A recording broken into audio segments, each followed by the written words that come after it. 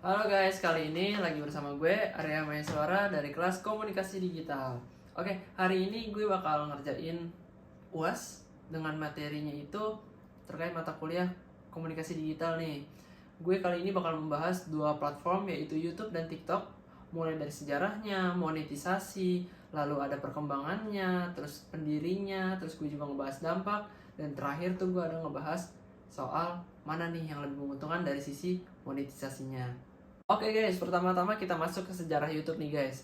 Jadi, YouTube itu secara administrasi didirikan pada saat hari Valentine nih guys, tepatnya pada 14 Februari 25 di California. Jadi, pendiri dari YouTube itu ada 3 orang ex-karyawan PayPal, yaitu ada Steve Chen, Jawed Karim, dan Chad Hurley. Nah, saat itu mereka mendirikan YouTube tujuannya untuk sebagai platform untuk kencan video berbasis online nih guys. Tapi karena saat itu sepi, akhirnya mereka mempersilahkan kepada siapapun untuk mengunggah video tentang apapun. Jadi video yang mereka upload pertama kali itu yang ada di YouTube itu dari co-foundernya mereka guys. Itu videonya ada di Diego Zoo. Judulnya itu Me at the Zoo. Itu jadi foundernya itu kasih tahu video, oi ini ada ada gajah di kebun binatang Diego Zoo gitu. Oke guys, kita masuk ke berikutnya nih. Jadi YouTube itu hadir untuk menyempurnakan platform-platform yang telah ada sebelumnya seperti ada Yahoo, Last.fm, Friendster, dan MySpace. Nah, YouTube ini mentransformasi dari 3 sisi nih guys. Yang pertama ada sisi desain atau tampilan. Nah, lalu yang kedua, YouTube ini juga mentransformasi dari sisi kontennya karena YouTube ini memadukan antara visual, audio, dan teks secara sekaligus. Dan terakhir, YouTube juga mentransformasi dari platform pendahulunya dari sisi monetisasi. Kita lanjut nih guys ke bagian berikutnya. Dampak positif. Jadi guys, YouTube ini memiliki dampak positif nih guys. Yang paling mudah kita temui yaitu YouTube memudahkan penggunanya untuk menemukan informasi. Jadi sebagai kita-kita nih, YouTube itu bisa menjadi sumber informasi dan bisa juga untuk meningkatkan kreativitas kita. Kalau tadi dampak positif, sekarang kita masuk ke dampak negatif. Dampak negatif dari YouTube ini bikin kita kecanduan, bahkan sampai lupa waktu nih guys. Selain itu, di YouTube banyak sekali konten-konten yang tidak mendidik dan bahkan tidak pantas untuk anak-anak gitu guys. Oke guys, kita masuk ke bagian yang paling tunggu-tunggu nih guys, yaitu monetisasi. Jadi, YouTube ini para penggunanya bisa melakukan 2 jenis monetisasi. Cuma YouTube hanya memberikan satu monetisasi, yaitu berbentuk AdSense. Nah, tapi para konten kreator ini biasanya memiliki 2 cara guys selain AdSense, yaitu mereka menggunakan endorse dari pihak luar. Syarat-syarat di sini, jika untuk mereka mendapatkan AdSense, mereka minimal akunnya itu sudah terverifikasi guys. Selain sudah terverifikasi, mereka harus memiliki seminimal mungkin 1000 subscriber. Lalu selain 1000 subscriber, mereka harus memiliki minimal 4000 jam tayang di YouTube. Nah, sedangkan endorse ini nggak ada syaratnya guys. Biasanya syarat dari endorse itu yang menetapkan adalah pihak yang mau mengendorse kita guys. Misalkan kayak suatu brand produk makanan. Jadi itu mungkin syaratnya dari mereka gitu. Untuk cara monetisasinya sendiri, kalau untuk AdSense kita ada beberapa langkah nih guys, gue bakal ngejelasin. Yang pertama, kalian harus mendaftar YouTube AdSense-nya terlebih dahulu. Lalu kalau udah oke, kalian sudah mengikuti langkah-langkah yang ada, kalian bisa milih pilihan monetisasinya guys. Nih, jadi kalian bisa milih display ads atau skippable video ads atau yang lainnya. Di sana ada 4 pilihan. Lalu kalau ngomongin soal berapa sih uang yang akan didapatkan dari monetisasi AdSense ini? Nah, jadi YouTube itu memberikan rumus atau panduan untuk menghitung seberapa besar sih AdSense yang akan didapatkan. Jadi YouTube itu memberikan rumus rata-rata viewers video kita dikali 0,5 US dollar atau kalau di Indonesia itu sekitar 7.500 rupiah dibagi 1000. Nah, 1000-nya ini minimal subscriber kita guys. Kalau di endorse ini tidak memiliki rumusnya, tapi besaran uang yang akan didapatkan itu atas persetujuan konten kreator dan pihak perusahaan yang mengendorse konten kreator tersebut. Karena dari monetisasi ini, orang-orang banyak nih guys yang tergiur pengen jadi konten kreator.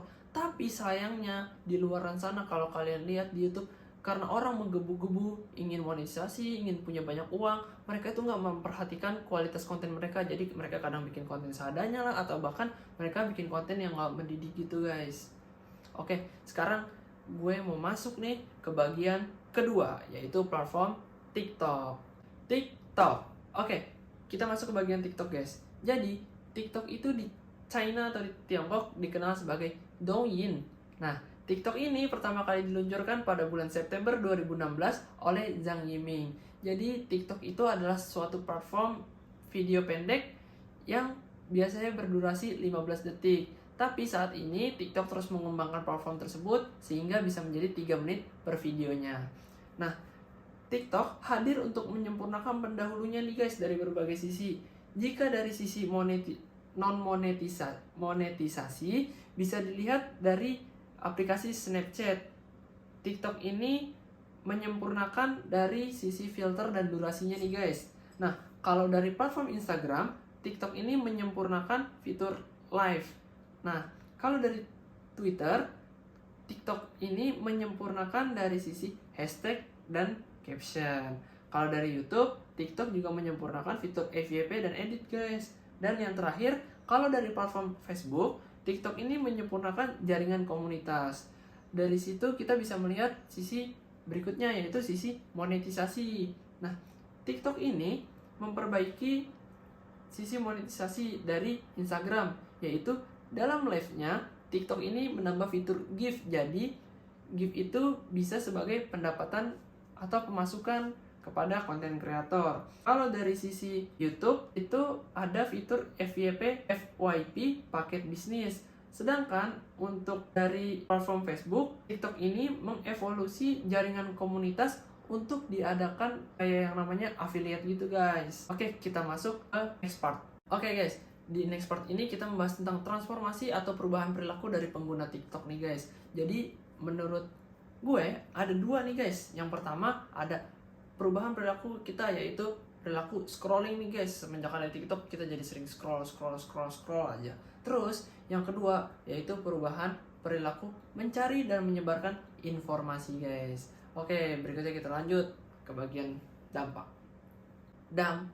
Oke guys, di bagian dampak ini gue bakal ngasih 2 dampak, yaitu dampak positif dan dampak negatif dari kehadiran TikTok. Di dampak positif ini, kita sebagai pengguna TikTok bisa mudah dalam melihat tren. Contohnya kayak tren makanan terkini. Kalau sekarang itu lagi viral itu seblak Mamang Rafael. Atau kita bisa melihat juga tren baju-baju kekinian yang kayak estetik gitu. Selain itu, kita sebagai pengguna TikTok juga bisa meningkatkan kreativitas. Kita bisa sebagai content creator mengupload video, misalkan kayak video informasi mengenai suatu hal, atau kita bisa kasih suatu masukan-masukan dengan menggunakan video gitu guys. Namun TikTok ini memiliki sisi negatif guys. Sisi negatif yang paling sering gue lihat di orang-orang yang pakai TikTok itu, mereka itu kecanduan menggunakan TikTok. Mereka bisa sampai lupa waktu. Bahkan kalau yang belakangan ini viral itu namanya sindrom TikTok itu guys. Jadi dikit-dikit gerak joget-joget gitu guys. Selain itu, TikTok ini juga memiliki dampak negatif. Jadi kalian ini kayak ngemis-ngemis online. Kalau yang viral belakangan ini kayak nenek mandi lumpur lah, atau sambil kita jalan-jalan tapi ngemis-ngemis GIF gitu, mohon-mohon. Nah, itu juga sebagai dampak negatif. Jadi TikTok ini juga memiliki dampak negatif, yaitu hilangnya rasa malu guys. Oke, terakhir kita bahas ke bagian yang paling tunggu-tunggu nih guys.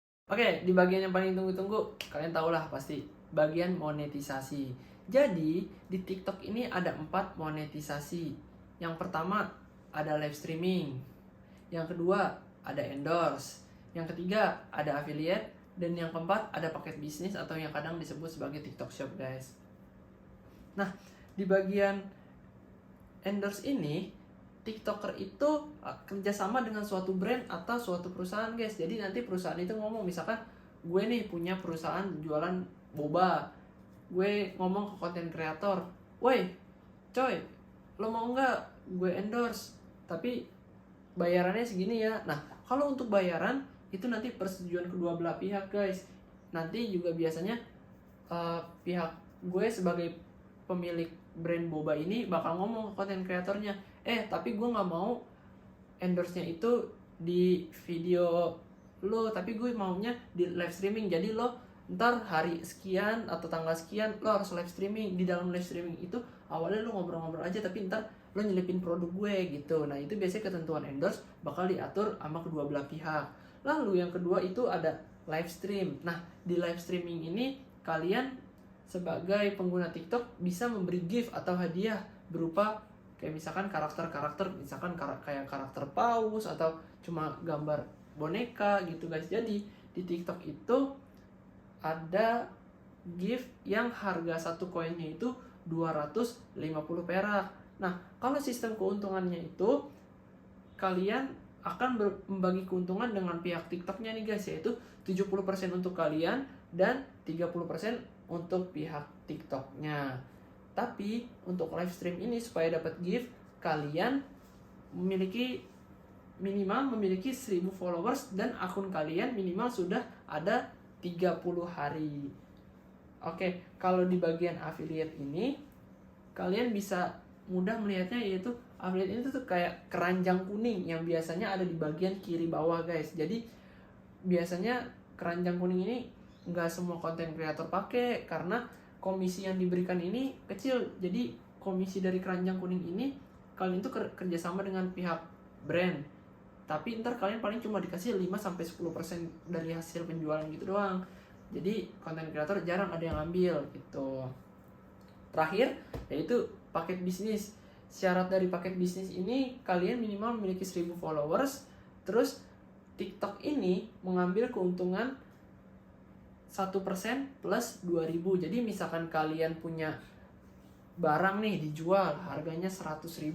Nah TikTok itu bakal ngambil 1%-nya. 1%-nya itu yaitu 1000 ditambah 2000. Jadi TikTok akan ngambil 3.000 rupiah gitu guys.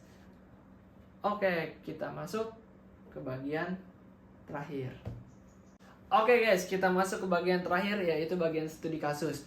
Di sini di studi kasus gue ngambil salah satu konten kreator yang memiliki YouTube dan juga memiliki TikTok, yaitu gue ngambil Tan Boy Kun. Kalian tahu sendiri lah ya, Tan Boy Kun itu konten kreator yang hobi mukbang atau makan dalam porsi yang besar. Jadi Tan Boy Kun ini memiliki 17,7 juta subscriber guys. Nah dari 17,7 juta subscriber ini, penasaran gak sih kalau dari YouTube itu berapa AdSense yang dia dapatkan? Jadi setelah gue research nih, gue buka akun YouTube-nya, gue hitung menggunakan rumus. Jadi jika rumusnya tadi nih guys, rata-rata viewers dikali 0,5 US dollar dibagi 1000, jadi rata-rata viewers Tan Boy Kun ini per video di YouTube itu 1.600.000 viewers per video. Lalu 1.600.000 itu dikali 0,5 US dollar atau sekitar 7.500 dan dibagi 1000. Hasilnya itu Tan Boy Kun mendapatkan uang dari AdSense sekitar 12 juta rupiah per videonya. Namun nggak dari situ aja guys. Tan Boy Kun ini juga menyelipkan endorse di beberapa video di YouTube dia. Jadi endorse yang paling famous, yang terhot dari Tan Boy Kun itu, yang menurut gue bayaran paling gede, pernah ada satu brand mobil mengendorse Tan Boy Kun dan itu ditaruh oleh Tan Boy Kun di awal video. Jadi orang-orang otomatis bakal menonton video endorse tersebut guys. Keren kan? Itu pasti bayarannya mantap. Oke, kalau dari sisi TikTok sendiri nih guys, dari akun TikTok Tan Boy Kun, gue udah riset nih guys.